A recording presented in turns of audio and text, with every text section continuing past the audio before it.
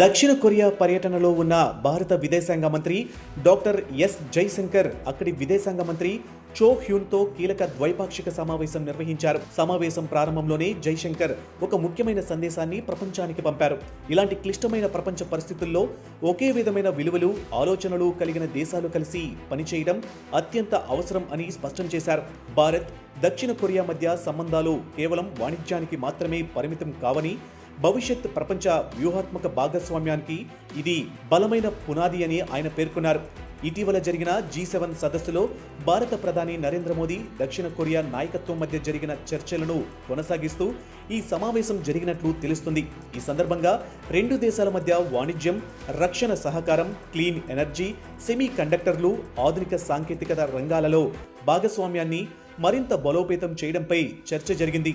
ప్రస్తుతం ప్రపంచ సరఫరా గొలుసులు మారుతున్న పరిస్థితుల్లో భారత్ ఒక ప్రధాన తయారీ కేంద్రంగా ఎదుగుతుంది. ఇదే సమయంలో ప్రపంచ ఎలక్ట్రానిక్స్ రంగంలో దక్షిణ కొరియా కీలక శక్తిగా ఉంది. ఈ నేపథ్యంలో రెండు దేశాలు కలిసి పనిచేస్తే ఆసియా ప్రాంతంలో కొత్త ఆర్థిక శక్తి కేంద్రంగా ఎదగగలమనే అభిప్రాయం వ్యక్తమవుతుంది. రక్షణ రంగంలో కూడా భారత్, దక్షిణ కొరియా సహకారం వేగంగా పెరుగుతుంది. అత్యాధునిక రక్షణ సాంకేతికత, నౌకాదళ వ్యవస్థలు, ఆయుధ తయారీ రంగాలలో సంయుక్త అవకాశాలపై ఇరు దేశాలు దృష్టి సారిస్తున్నాయి. ఆత్మనిర్భర్ భారత్ లక్ష్యంతో ముందుకు సాగుతున్న భారత్కు దక్షిణ కొరియా టెక్నాలజీ, పెట్టుబడులు కీలకంగా మారే అవకాశం ఉందని నిపుణులు చెబుతున్నారు. క్లీన్ ఎనర్జీ రంగంలో కూడా ఈ సమావేశం ప్రత్యేక ప్రాధాన్యం సంతరించుకుంది.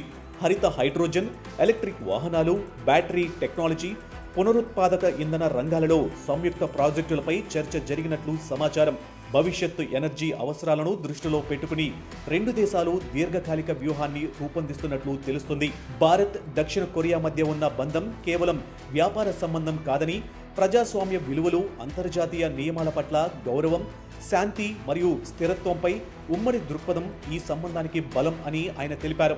ఇండో పసిఫిక్ ప్రాంతంలో పెరుగుతున్న భౌగోళిక రాజకీయ మార్పుల నేపథ్యంలో ఈ సమావేశం మరింత ప్రాధాన్యం సంతరించుకుంది.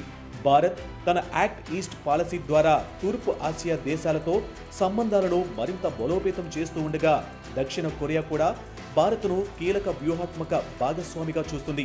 మొత్తానికి ప్రపంచం కొత్త శక్తి సమీకరణాల దిశగా కదులుతున్న ఈ సమయంలో భారత్, దక్షిణ కొరియా భాగస్వామ్యం మరింత బలపడుతున్న సంకేతాలు వినిపిస్తున్నాయి. Like minded countries must work together అంటూ జైశంకర్ ఇచ్చిన సందేశం కేవలం దక్షిణ కొరియాకే కాదు, ప్రపంచానికి కూడా ఒక స్పష్టమైన దిశానిర్దేశంగా మారింది. మరి ఈ వ్యూహాత్మక భాగస్వామ్యం భవిష్యత్తులో ఎలాంటి ఫలితాలు ఇస్తుందో వేచి చూడాలి.